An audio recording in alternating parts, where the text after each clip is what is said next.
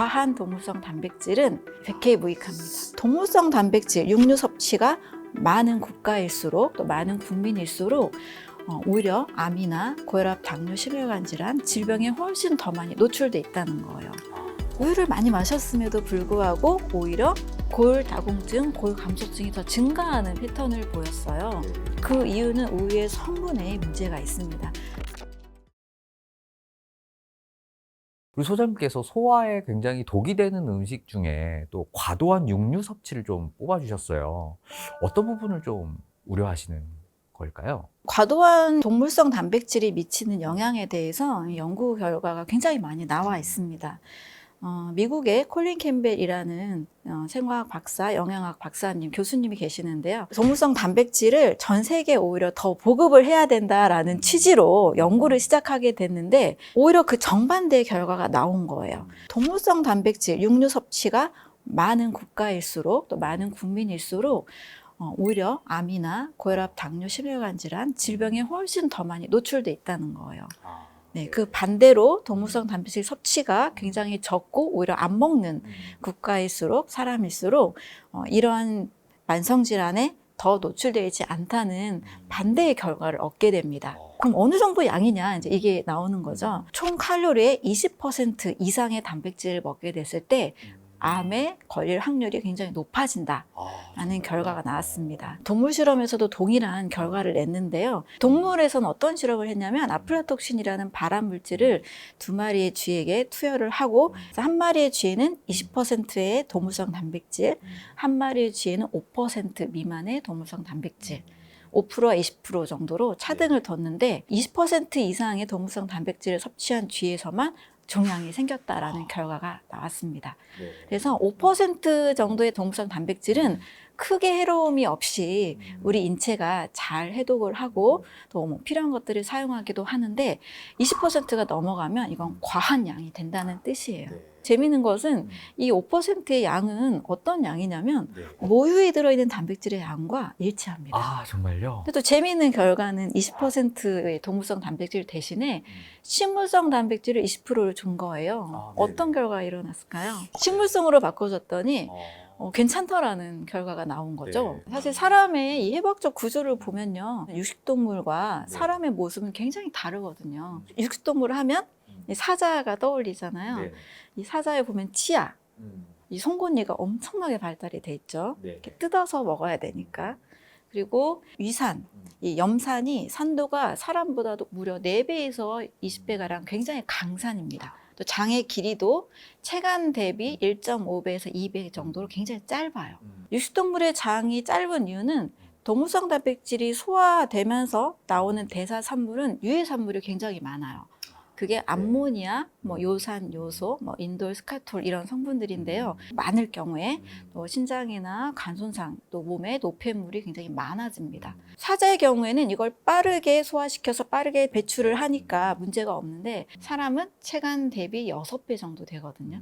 또 고기를 먹으면 또 소화가 더디잖아요. 그래서 오랫동안 머물러 있으면서 몸에 계속 독소를 증가하는 상태로 만들어 버립니다. 또 이제 동물성 단백질이 유의한 또 하나의 이유는 사육 환경의 문제인데요. 이 사육 환경이 공장식 축사잖아요. 아주 비좁은 곳에서 먹고 싸고를 반복하면서 오염이 되죠. 오염이 된 이 균을 또 죽이기 위해서 항생제를 굉장히 많이 씁니다. 또 소의 몸은 여러 염증 상태로 건강하지 않은 상태고 염증이 많이 걸려 있는 아픈 동물의 고기를 먹는다는 것, 이렇게 생각을 하셔야 됩니다. 또 하나는 성장 호르몬의 문제인데요.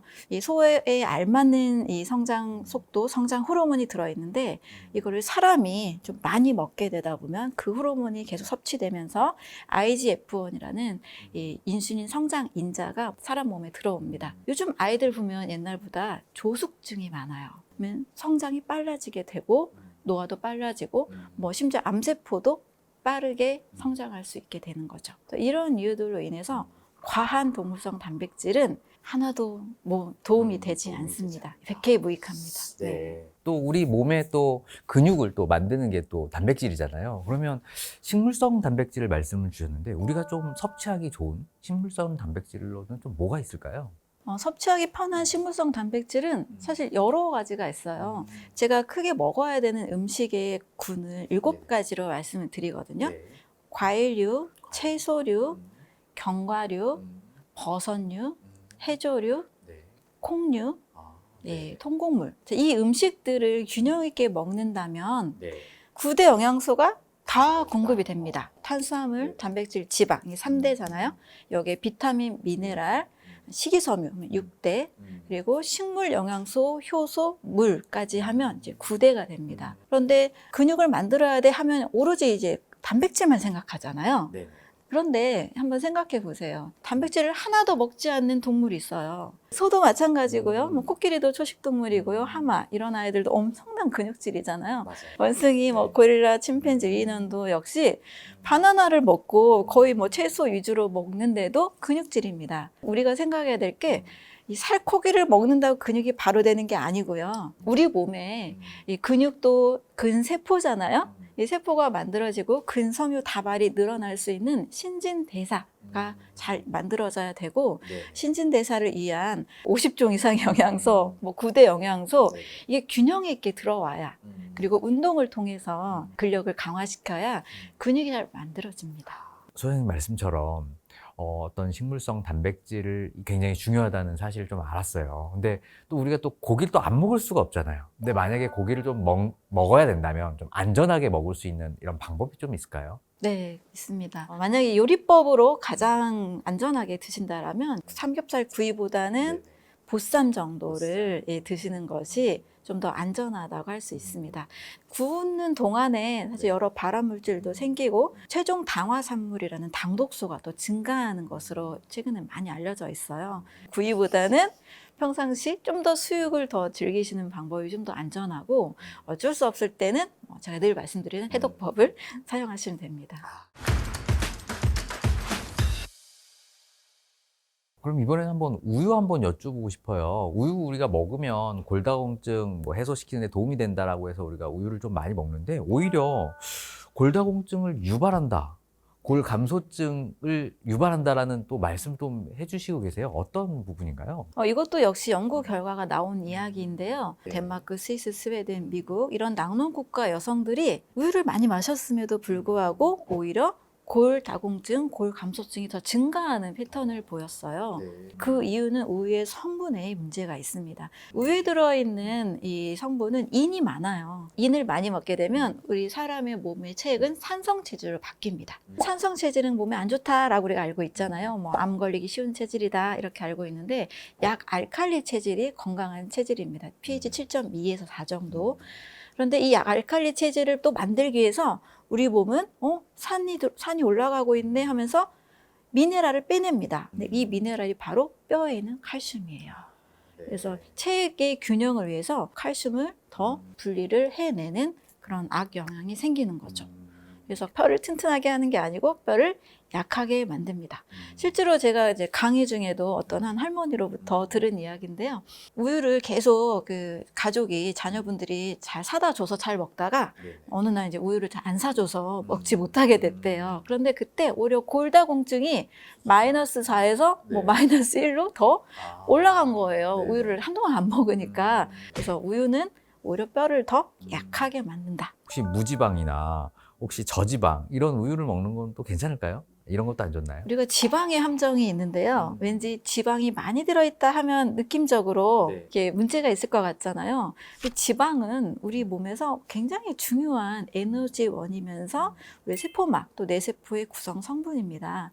사실 지방을 많이 먹어서 물론 축적이 될 수도 있지만 고혈압, 뭐 고지혈증, 당뇨, 지방간, 콜레스테롤 많이 높은 분들을 보면 정제탄수화물이 원인인 경우가 많아요. 정제탄수화물이 몸에 과하게 들어오면 이제 글리코겐과 지방 형태로 쌓입니다.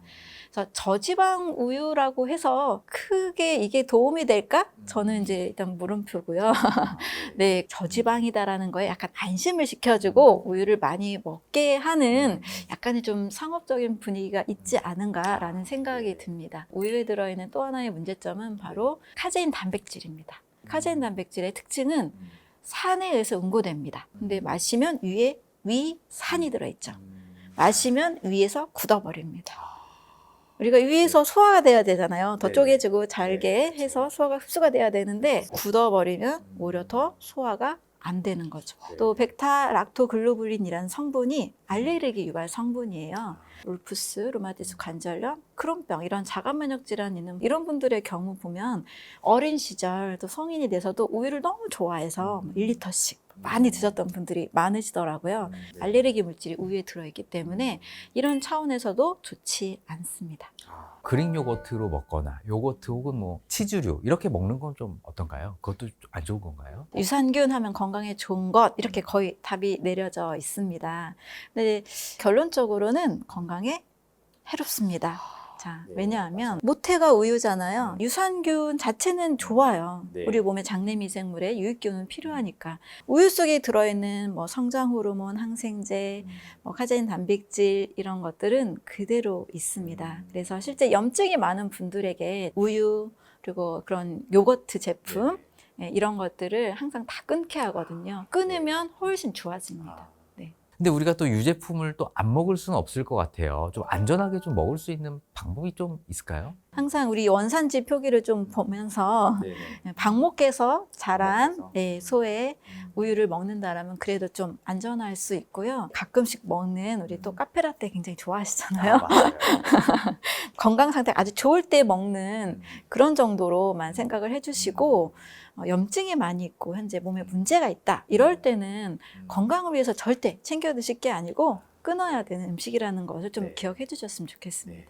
그래도 우리 몸에 칼슘 공급이 좀 필요할 것 같은데요. 이런 유제품이 아니다라고 한다면 어떤 식의 영양소로 이렇게 흡수를 좀 할 수 있을까요? 칼슘은요 녹황색 채소 그리고 네. 깨 예. 그리고 견과류, 씨앗류 네, 음식에도 많이 들어있고요. 뭐 해조류, 네. 버섯류에도 좋은 미네랄들이 많이 있습니다. 특히 칼슘은 단독으로 우리 몸에 흡수되지 않아요. 칼슘과 마그네슘이 2대1의 비율로 체액에 있습니다. 네. 칼슘이면 뼈, 인체는 이렇게 단순한 구조가 아니라는 거예요. 그래서 다양한 자연의 산물들을 먹다 보면 뼈도 튼튼해지고 또 몸의 체액 구성도 자연히 균형 있게 잡히고 몸 전체 신진대사가 완전 조화롭게 만들어집니다. 골고루 잘 먹으면 골고루 병 잘 걸린다.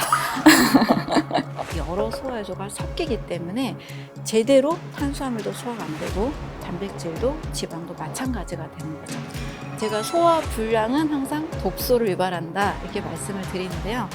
이 효소를 최대한 적게 사용하는 식사법이 바로